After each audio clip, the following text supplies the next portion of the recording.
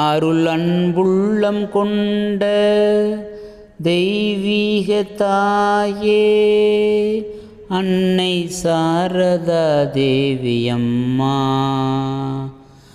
அகிலம் போற்றி வணங்கும் பரமஹம்சரின் அருள் புனித தேவியே அன்னை சாரதா தேவியம்மா, உன் கருணை திருமுகத்தை காண கோடி கண்கள் வேண்டும் அம்மா. உன் 173வது ஜெயந்தி விழாவில் உனை வணங்கிட அடியேன் என்ன புண்ணியம் செய்தேனோ.